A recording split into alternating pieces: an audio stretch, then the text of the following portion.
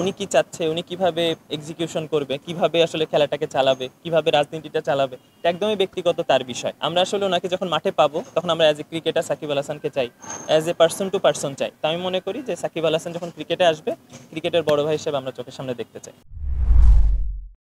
হয়েছেন জনপ্রিয়তা তার সাধারণ মানুষ ভালোবাসে বলেই হচ্ছে কিন্তু তিনি আজকে এই পজিশনে এসেছেন। জি। সাধারণ মানুষ যখন আন্দোলন করছে, আপনারা ক্রিকেটার অনেক ক্রিকেটার আসলে আওয়াজ করেছেন। সাকিব আল হাসান যেটা নেই মাশরাফি, আজকে মাশরাফি তার এই ক্রিকেটের কারণে মানুষের ভালোবাসার কারণে তাদের যে অবস্থানটা ছিল, এরপরে আপনারা আসলে বা যারা ক্রিকেটাররা রয়েছেন এই আন্দোলনের সাথে ছিলেন, মানে ছাত্রদের পক্ষে কথা বলেছেন, তারা তাদেরকে আসলে কিভাবে নিচ্ছেন যদি।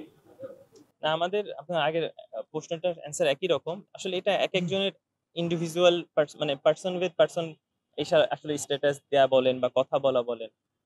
যেমন আমি লাইফ লিড করেছি। তাদের পরিবারকে নিয়ে, আমার পরিবারকে নিয়ে, আমার এত কাছের একটা ভাই। তো আমি আসলে ওকে নিয়েই আমার দিন পার হয়েছে। ওকে চিন্তা করে পার হয়েছে। তো আমি আসতে পারিনি ফ্যামিলিতে। ওদের বাসায়ও দেখার সুযোগ হচ্ছিল না। মানে আমার এরকম একটা লাইফ গেছে। আমি এজন্য আমি ওকে নিয়ে পোস্ট করেছি। এবং আমি চাইনি এরকম একটা অশান্তি তৈরি হোক। বাট আরেকজন অন্যভাবে চিন্তা করছে। হয়তো সে যেভাবে চিন্তা করবে সেটা আমি চিন্তা করব না। তো আমাদের এটা সবাই যখন কথা হয় তখন একই কথা হয়। তার ব্যক্তিগত লাইফ, সে কি করবে না করবে আসলে সে ভালো বলতে পারবে।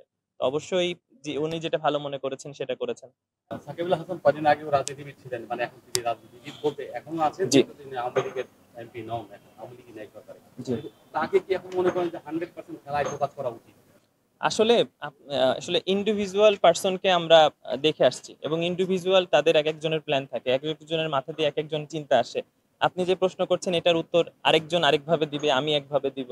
তো উনি কি চাচ্ছে, উনি কিভাবে এক্সিকিউশন করবে, কিভাবে আসলে খেলাটাকে চালাবে, কিভাবে রাজনীতিটা চালাবে, এটা একদমই ব্যক্তিগত তার বিষয়।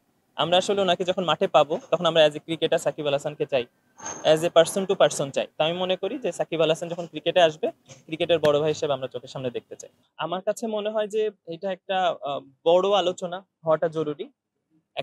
দুইজনের একজনের কথায় আসলে আমিও চেঞ্জেস চাই না। আমি চাই যে যদি আমার ইন্ডিভিজুয়ালি যদি বলেন যে একটা ওপিনিয়ন দেওয়ার কথা, তাহলে আমি বলবো যে একটা বড় ধরনের গ্রুপ মিলে, যেহেতু আমরা সবাই ক্রিকেট নিয়ে কাজ করি বা সবাই ক্রিকেট খেলছি, কেউ খেলেছে কেউ খেলবে। আমার মনে হয় একটা বড় ধরনের আহ, আলোচনা দরকার। যার যেটা নিড, যেখানে যেখানে যে আছে। আসলে আমি জানবো না সেকেন্ড ডিভিশনে কি হচ্ছে, আমি প্রিমিয়ার লিগটা জানি, বা আমি কিন্তু ফুটবলের ব্যাপারটা জানি না, বা আমি 13-এ কি হচ্ছে এই ব্যাপারগুলো জানি না।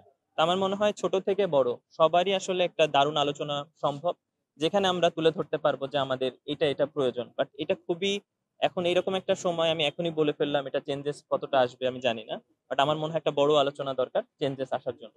আর আসলে আমরা, এটা সত্যি যে আমরা আমাদের কাঙ্ক্ষিত যেই অর্জন, যে অর্জনটা আমরা মানুষকে দিতে চাই, আমরা একটা ট্রফি দিতে চাই, আমরা এশিয়া কাপের একটা ট্রফি দিতে চাই, আমরা একটা ওয়ার্ল্ড কাপের ট্রফি দিতে চাই, আমরা দারুণ কিছু টুর্নামেন্টের একসাথে হয়তো খেলছি, সেই টুর্নামেন্টের একটা ট্রফি আমরা দিতে চাই, আমাদের স্বচ্ছ ক্রিকেট চাই, জিনিসগুলো কিন্তু মানুষ আশা করে বসে আছে। কিন্তু সেটা আমরা এখনো দিতে পারিনি, যেটা আমাদের আন্ডার 19 দিয়েছে বা আমাদের মেয়ে ক্রিকেটাররা দিয়েছে, সেই জিনিসটা কিন্তু এখনো আমাদের বড় সার্কিটে কিন্তু আমরা দিতে পারিনি। তা আমাদের মধ্যে এই জিনিসটা এখনো আমরা উপলব্ধি করি যে আমাদের একটা বড় অর্জন দেয়াটা জরুরি এই দেশের জন্য, এই স্বাধীন দেশের জন্য, যেটা আমরা চেষ্টা করব আমি মনে করি। Thank you.